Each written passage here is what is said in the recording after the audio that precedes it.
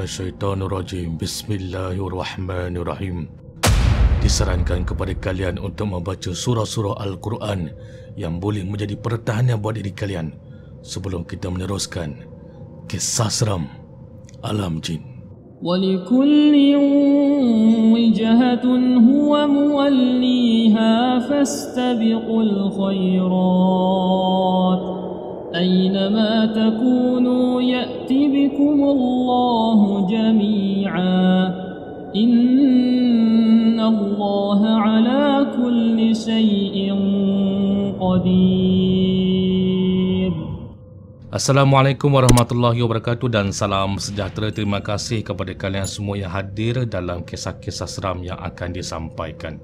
Tanpa membuang masa, kisah ini daripada seorang ustaz disampaikan kepada aku, dimaklumkan kepada aku, berlaku di luar negara.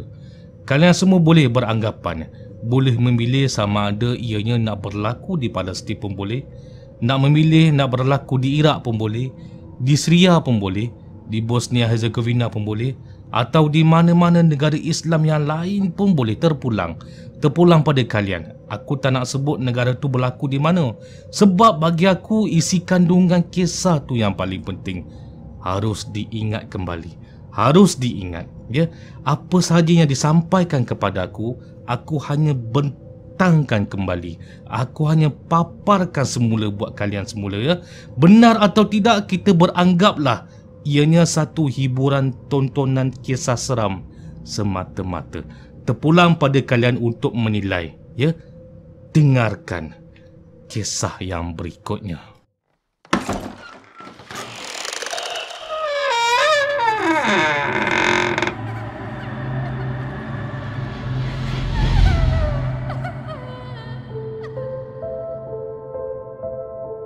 Bermula di sebuah hospital di negara hospital mana tu tak tahulah kat mana, sebab dapat info hospital je kan.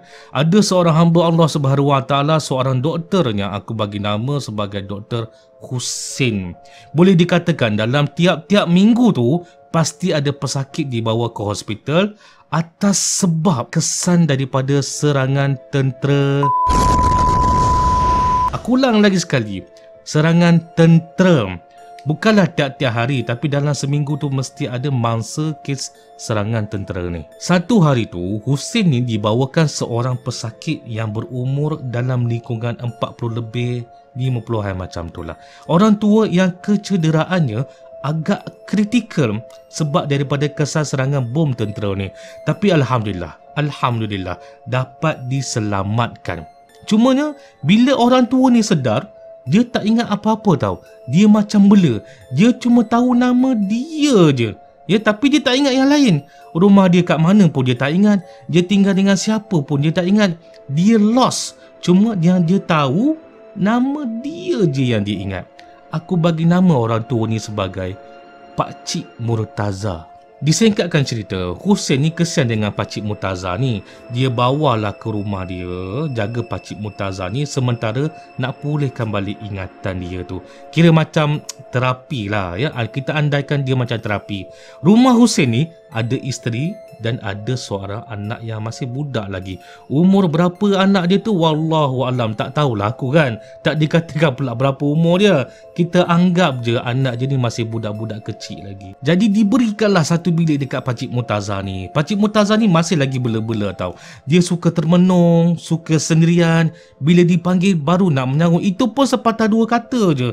Pada awalnya Husin, isteri dan anak kecil dia okey, tak ada masalah. Akan tetapi Husin dan isteri dia dapat rasakan dalam rumah mereka ni macam ada sesuatu yang tak kena. Sebab kadang-kadang tingkap rumah dia ni terbuka sendiri.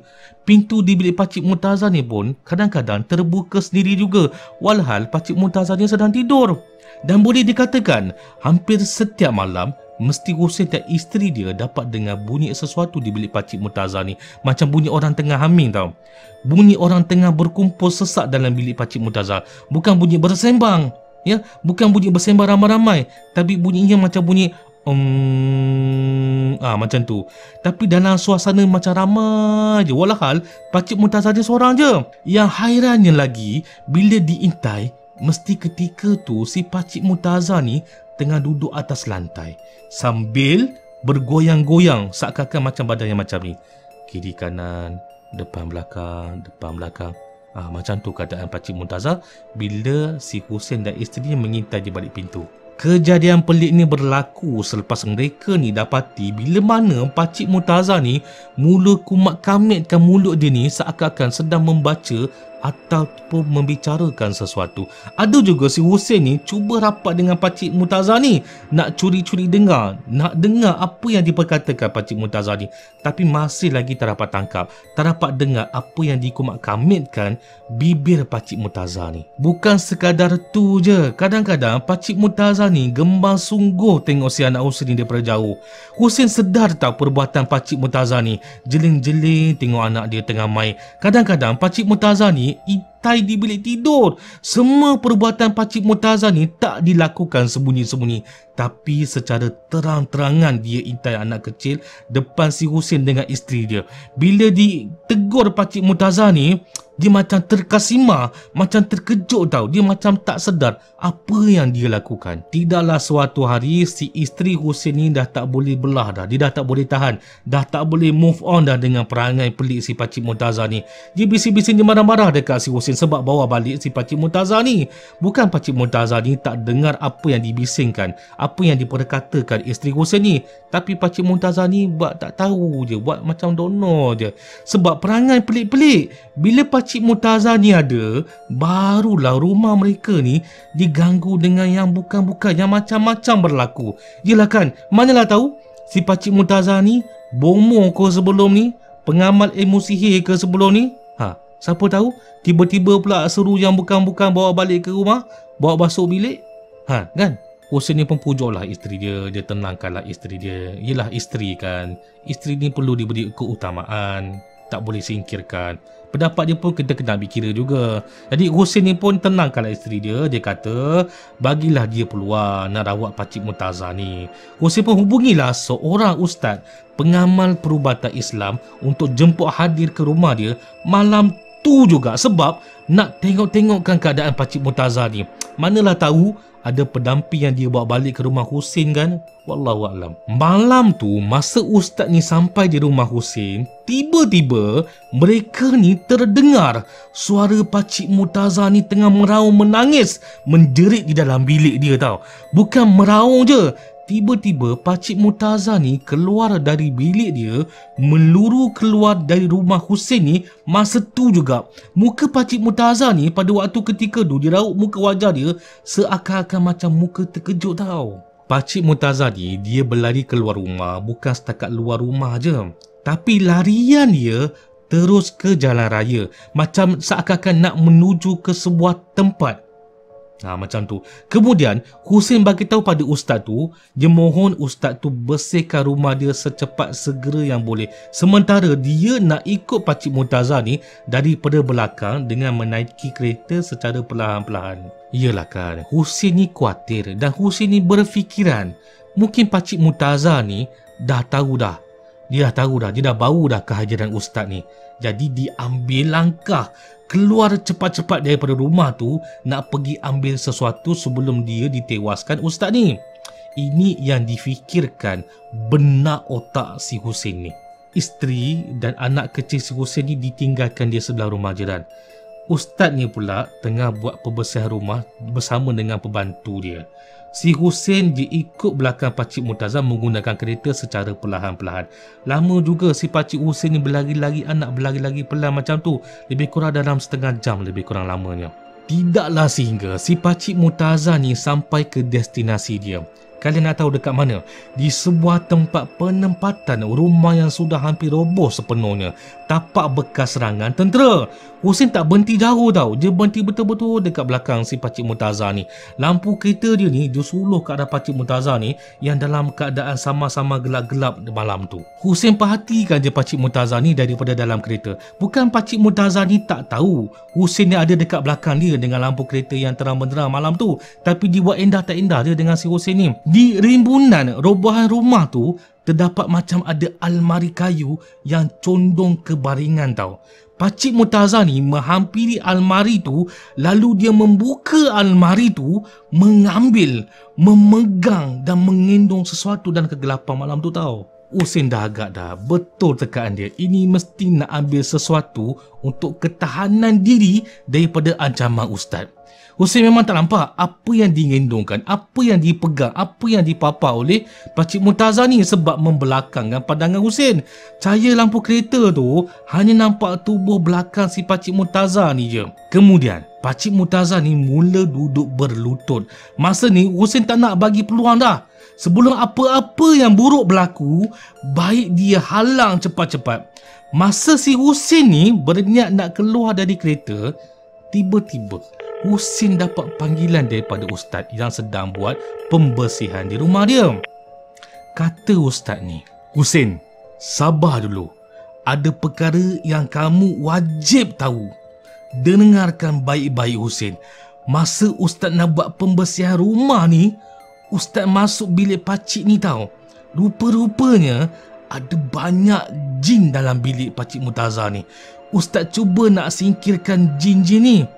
Tetapi Husin, ada perkara yang mengejutkan ustaz. Jin ni dengan rela hati berkomunikasi dengan ustaz." Kata jin ni Husin, يا عبد الله سبحانه وتعالى، هل كنت تعلم هذا الشخص التقي يظن به الآخرون نقطة، غالبا ما يفعل الحسنات نقطة. نحن ننتمي إلى جماعة الجن المسلم نقطة، نتبعه دائما لأننا نحب أن نسمعه يقرأ آيات القرآن على شفتيه نقطة، رغم ما يسمعه الآخرون نقطة، لكننا ندرج الجن الذي سمعوا بوضوح. يا عبد الله سبحانه وتعالى، بتلاوة الذكر وتلاوة القرآن نقطة، أعمال هذا الرجل التقي نقطة، هذا البيت مبارك نقطة، هلك الجن الذي له نوايا شريرة في هذا البيت. يا عبد الله سبحانه وتعالى، استجاب له سبحانه وتعالى صلاته وأعاد ذاكرته نقطة، لأن هناك شيئا مهما جدا ينتظره هناك نقطة، ساعده نقطة، اهده نقطة، اجعله سعيدا نقطة. Selepas Husin dapat dengar penjelasan daripada ustaz ni, dia macam terkesima sekejap tau. Daripada perasaan marah, dia macam, apa yang berlaku? Apa sebenarnya yang berlaku ni? Dia pun buka pintu kereta, lalu keluar menghampiri pada Pakcik Murtaza ni. Tapi kalian semua, apa yang dimaksudkan dengan sesuatu yang sedang menanti Pakcik Murtaza ni? Tenangkanlah Pakcik Murtaza ni. Tenteramkanlah Pakcik Murtaza ni. Apa yang dimaksudkan kata-kata jin Islam ni? Husin ni dia berdiri je tau dekat belakang Pakcik Murtaza ni. Tak jauh, agak dekat juga. Lebih kurang mungkin 2-3 meter macam tu. Dia mula menegur dengan memanggil nama Pakcik Murtaza ni dengan lembut daripada belakang. Belum sempat Husin menghabiskan nama Pakcik Murtaza ni di mulut je ni, tiba-tiba Pakcik Murtaza ni menjenguk, menolehkan leher dia macam ni, nak melihat ke arah Husin di belakang dia sambil berkata-kata kepada Husin. Kalian dengar sini baik-baik apa yang diperkatakan oleh Pakcik Murtaza ni. Berdasarkan dialog yang disampaikan oleh seorang ustaz yang menceritakan, yang mengkisahkan, yang menyampaikan cerita ni pada aku. Dialog ni lebih kurang macam ni. Kalian dengar baik-baik. Dengarkan baik-baik. Ini kata Pakcik Murtaza ni tau. "Husin, alhamdulillah, ingatan pakcik dah ingat semula Husin. Pakcik datang sini, pakcik nak ambil Al-Quran pakcik. Pakcik miskin Husin, tak mampu nak beli Al-Quran. Tapi pakcik ingat, pakcik hafal Al-Quran Husin. Pakcik salin semula ayat-ayat Al-Quran dalam buku Husin. Dalam buku." Husin dah mula rasa bersalah sebab tuduh dan fikirkan yang bukan-bukan terhadap Pakcik Murtaza ni. Tapi kalian semua, ada sesuatu yang benar-benar buat hati Husin remuk. Jujur aku cakap. Masa aku dengar kisah ni pun, hati aku rebuk. Hati aku agak sedih lah. Tahu apa dia? Sambung kata Pakcik Murtaza ni, kata dia lagi, "Husin, rupanya bukan Al-Quran je yang setia tunggu pakcik dalam almari ni Sin. Tapi pakcik lupa yang pakcik ada anak kecil yang tengah peluk. Pakcik lupa yang pakcik ada anak kecil yang tengah peluk Al-Quran pakcik ni Sid.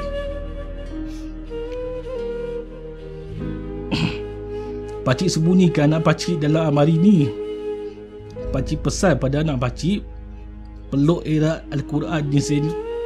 Pakcik kata pada dia, jangan takut, Al-Quran ni yang akan jaga kita di akhirat nanti Sid. Allahu Akbar. Pakcik lupa nak jemput dia Sid. Pakcik lupa nak jemput dia. Allah lebih sayangkan dia daripada pakcik Sid.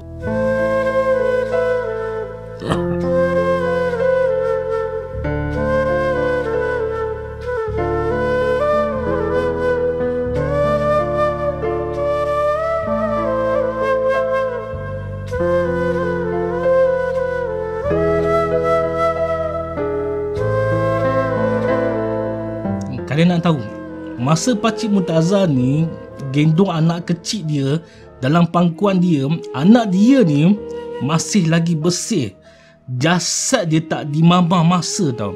Elok lagi macam budak sedang tidur. Betapa hancurnya usia waktu tu. Sedikit ulasan supaya kalian semua faham. Pakcik Murtaza ni dikatakan seorang yang miskin tegar. Isteri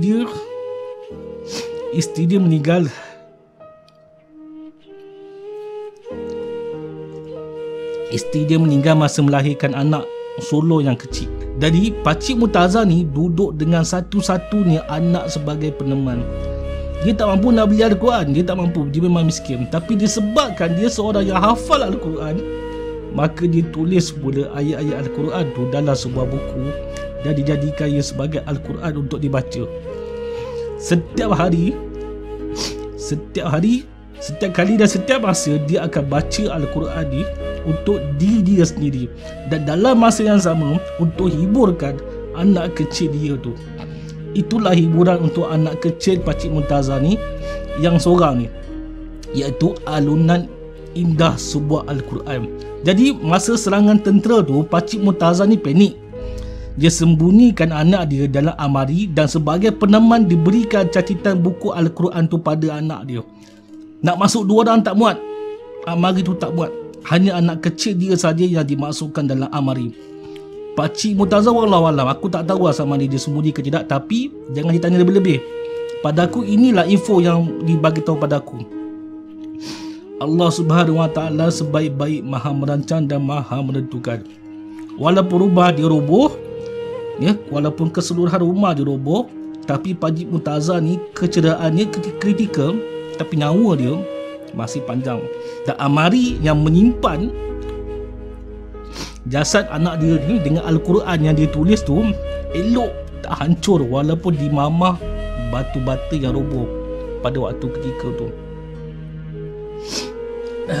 Kalian semua bayangkanlah ya, dalam keadaan kita dan juga tinggal dengan seorang anak kecil, tak ada apa-apa selain sepinggang, hanya ditemani dengan ayat Al-Quran yang bukan kita beli, kita tulis, kita menulis balik, kita salin balik dalam sebuah buku. Kita tinggal dengan anak kecil hanya berdua. Tiba-tiba malam tu, bila seharian kita dah membaca, menghiburkan anak-anak kita dengan alunan ayat-ayat indah daripada Al-Quran, tiba-tiba ada serangan tentera yang memang kerap kali berlaku. Kita letak anak kita dekat dalam amari.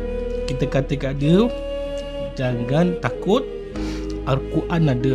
Peluk Al-Quran ni, duduk sini elok-elok, jangan risau, ayah ada dekat luar je.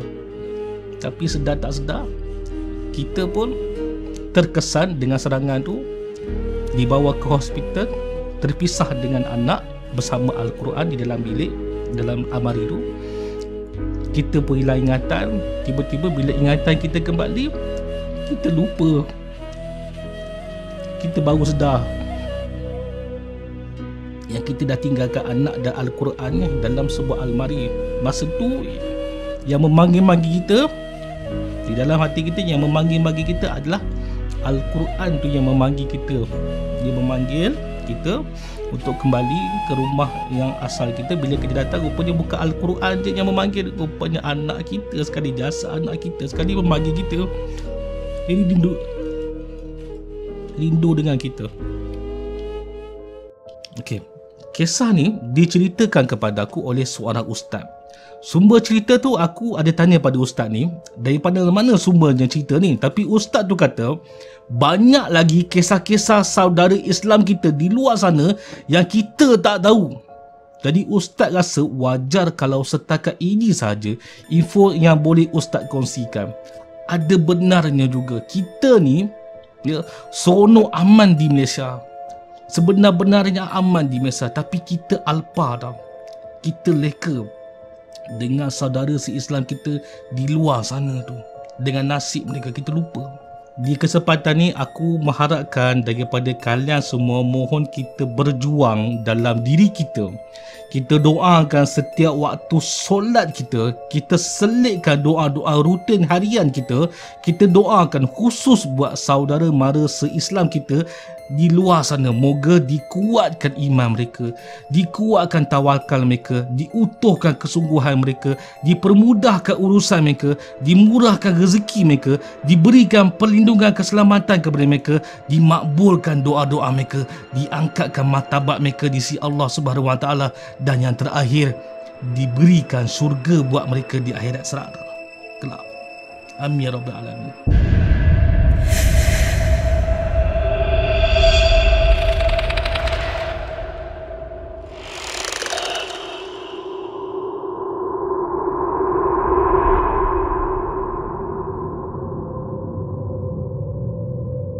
Maaf aku terlalu menghayati kisah ni. Jadi macam tu lah.